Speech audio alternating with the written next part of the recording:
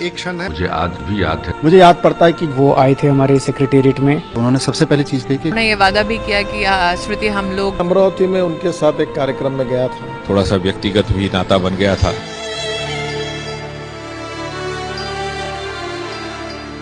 एक क्षण है। आज मेरी बेटी मेरे साथ, जब ये समाचार आया, आज मेरी बेटी 15 साल की है। वो जब 3 वर्ष की थी तो उसने कमानी ऑडिटोरियम में, वो डांस करती है कुचिपुड़ी, तो उसने कहा कि आपने डैडी मुझे बताया था कि उस आयोजन में कलाम साहब ने 30 बच्चे, जो बड़े बच्चे थे, उसमें उसे सबसे छोटा नन्हा मुन्ना समझ करके उसे स्टेज पर बुके दिया था। और वो आज भी कहती है कि वो उसे याद है कि थोड़े बहुत याद है, बाकी मैं याद दिलाता हूँ।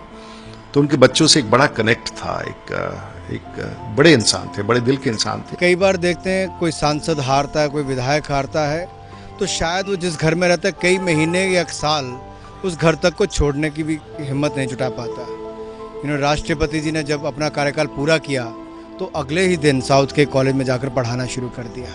वो किस तरह से इस देश के युवाओं को प्रेरित करते थे आगे बढ़ने के लिए, शिक्षित करने के लिए, और लगातार अपने आप को समर्पित रखते थे। हम सबको उनसे बहुत कुछ सीखना चाहिए। एक आदर्श राष्ट्रपति अगर कोई हो सकता है तो मेरे नज़रों में राष्ट्रपति, पूर्व राष्ट्रपति APJ अब्दुल कलाम। मेरा सौभाग्य रहा है कि कलाम साहब का जो चिंतन था कि साइंस की दृष्टि से बच्चे और प्रोत्साहित हों, उस दृष्टिकोण में राष्ट्रीय आविष्कार अभियान की जब हमने शुरुआत की तो वो डॉक्टर कलाम के कर कमलों से ही उसको शुरू किया। हमने उनके आशीर्वाद से शुरू किया और सार्वजनिक तौर पे उन्होंने ये वादा भी किया कि स्मृति हम लोग इस अभियान को देश के हर कोने में, हर छात्र तक पहुँचाएंगे। इसीलिए मेरी इच्छा है और इस पर मैं मंत्रालय में चर्चा भी करूँगी कि राष्ट्रीय आविष्कार अभियान जो डॉक्टर कलाम के हाथों से शुरू हुई, अब उन्हें डॉक्टर कलाम के नाम से ही हम राष्ट्र भर में संचालित करें। बतौर शिक्षा मंत्री जब मैं उनसे मिलने गया अपने शिक्षा विभाग के अधिकारियों के साथ, तो बहुत खुश हुए। बोले तुम शिक्षा के बारे में इतना सोच रहे हो, अच्छी बात है, और मैं तुम्हें कुछ चीज़ें बताता हूँ, ये करो। मैं देश भर में लोगों को कहता घूम रहा हूँ, कोई सुन नहीं रहा इस बात को।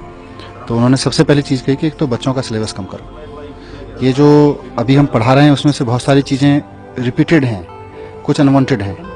तो बोले कि कम से कम 9th, 10th, 11th, 12th का 25% सिलेबस कम कर दोगे तो बच्चों के हाथ में उनका 1 साल और आ जाएगा। उस 1 साल को फिर जिंदगी सिखाने में लगाओ। म्यूजिक, आर्ट, थिएटर, स्किल, ये सब सिखाने में ज़्यादा लगाओ उसको। ये उन्होंने जो मुझे एक तरह से कहूँ मार्गदर्शन दिया, सीख दी, उसको मैं अमल में लाने की पूरी कोशिश कर रहा हूँ। अभी 2 या 3 जुलाई को ही वो आए थे हमारे सेक्रेटेरिएट में। हम लोग जो 50 मॉडल स्कूल दिल्ली में तैयार कर रहे हैं, उनके प्रिंसिपल्स और उनके टीचर्स को इंस्पायर करने के लिए आए थे वो। बहुत अच्छा हमारा एक्सपीरियंस उनके साथ रहा। उन्होंने इस पूरे हमारे शिक्षा के इनिशिएटिव की खूब तारीफ़ भी की थी और उन्होंने अपने भाषण में यही कहा कि मैं सबसे पहले अपनी ज़िंदगी में मैं एक शिक्षक हूँ। उन्होंने कहा कि मैंने जितना मेरा समय पढ़ाने में गुजरा वो मेरा सबसे बेहतरीन समय था। मुझे आज भी याद है 10 सूत्री उन्होंने सुझाव दिए और उसमें उन्होंने कहा कि बिहार का जो इतना पुराना इतिहास है, इसकी जो विरासत है और ये शिक्षा का, ज्ञान का इतना बड़ा केंद्र था, तो उन्होंने ही सुझाव दिया कि नालंदा विश्वविद्यालय को पुनर्जीवित करने की कोशिश होनी चाहिए, नए सिरे से बनाना चाहिए। और सबसे अधिक आनंद मुझको ऐसा लगता था कि उन्हें एक शिक्षक के रूप में काम करने में आता था।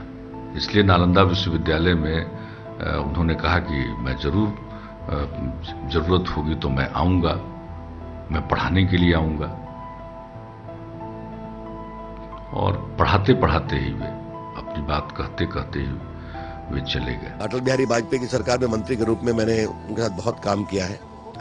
बहुत ही भावुक, बुद्धिजीवी, विषय को समझने वाले। मुझे याद है कि मैं कोयला मंत्री था, एक उन्होंने कहा कि come with your officers, Jharia में जो कोयला खदान में आग लगी है नीचे में, उसमें उनको चिंता थी। एक बड़ा और क्षण है, देवानंद को दादा साहब फाल्के अवार्ड दिया गया था, उसमें उनको आए थे। सामंत राष्ट्रपति कम बोलते हैं उस कार्यक्रम में, वो बोले और बहुत बढ़िया से बोले। डिजिटल इंडिया में उनसे बात करना चाहता था। जब मैं IBN 7 में था, जब मैं चैनल में था, तो एक कार्यक्रम के दौरान उनको मुख्य अतिथि के तौर पर बुलाया गया था और बात करते करते करते करते अचानक वो डायस से नीचे उतरे लोगों से बीच बात करने लगे, लोगों को ऐसे समझाने लगे जैसे कि बच्चों की तरह समझा रहे। तो ये वही आदमी कर सकता है जो अंदर से बहुत सरल हो, अंदर से आम आदमी हो। मैं तो ऐसे राष्ट्रपतियों को भी जानता हूं जो बहुत स्टिफ रहते हैं, उनको लगता है जैसे कि पद पर पहुंचने के साथ साथ बहुत बड़ा बोझ उनके सर।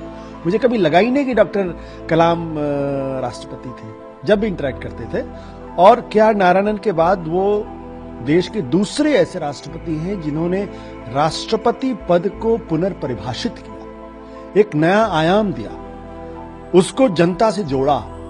और वो कभी भी जो जनता के लिए ठीक था वही उन्होंने करना चाहा। और इसीलिए मुझे लगता है, मेरी नजर में वो हिंदुस्तान के इतिहास के सबसे लोकप्रिय राष्ट्रपति हैं। उन जैसा लोकप्रिय राष्ट्रपति होना और अपने आप में बड़े गौरव की बात है कि मैं कभी उनसे मिला, कभी मेरा उनसे इंटरेक्शन। मैं अमरावती में उनके साथ एक कार्यक्रम में गया था और उस कार्यक्रम में बच्चों से जैसे वो बात कर रहे, ऐसा संवाद उन्होंने किया।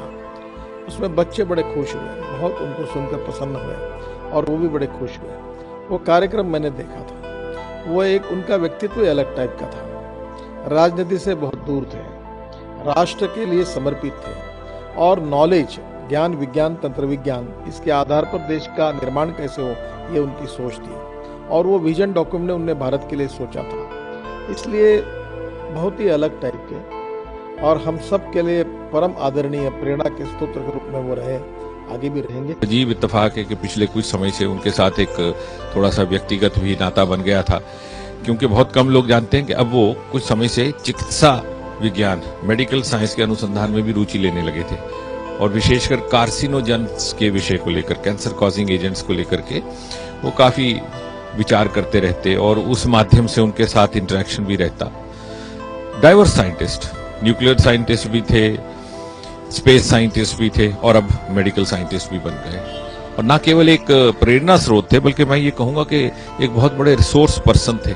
कि व्यक्तिगत तौर पर मैं समझता हूं कि अब उन्होंने एक नया अध्याय आरंभ किया था चिकित्सा विज्ञान के क्षेत्र में, और शायद कुछ एक अगले वर्षों में चिकित्सा विज्ञान के क्षेत्र में भी उनके कुछ ओरिजिनल पॉस्टुलेशंस हमें मिलते, उससे हम वंचित रहे। साइंस एंड टेक्नोलॉजी मिनिस्टर के रूप में भी मैंने पिछले ही कुछ दिन पहले उनसे व्यक्तिगत जाकर परामर्श किया था और उनसे गाइडेंस लिया था। जब मैंने सारे CSIR डायरेक्टर्स की देहरादून के अंदर एक चिंतन बैठक की, ब्रेनस्टॉर्मिंग की, और उन्होंने मुझे बहुत श्रेष्ठ मार्गदर्शन दिया साइंटिस्ट को मोटिवेट करने की दृष्टि से और साइंटिस्ट को आने वाले समय के लिए अपनी महत्वपूर्ण योजनाएं बनाने के संदर्भ में। हम तो दिल्ली में नहीं थे उस समय जब ये थे, लेकिन हम गोवा में उनको देखे और उनका कंसर्न हर एक चीज में हमने देखा। हम लोग जब संसद में था, उनको MP के हिसाब से भी हम डेलीगेशन के रूप से मिले, और वो जब राष्ट्रपति नहीं रहे उसके बाद भी हम लोग ने फिर मिला। हर समय उसका एक मैसेज रहता था देश के लिए और जीवन के लिए। तो वो अलग ही प्रकार का राष्ट्रपति रहा है। और वो जब संयुक्त संसद सदन को जब वो एड्रेस करते थे, तो भी पढ़ा हुआ एक भाषण को भी वो इतना इंटरेस्टिंग बनाता था। वो अलग ही उसका व्यक्तित्व था।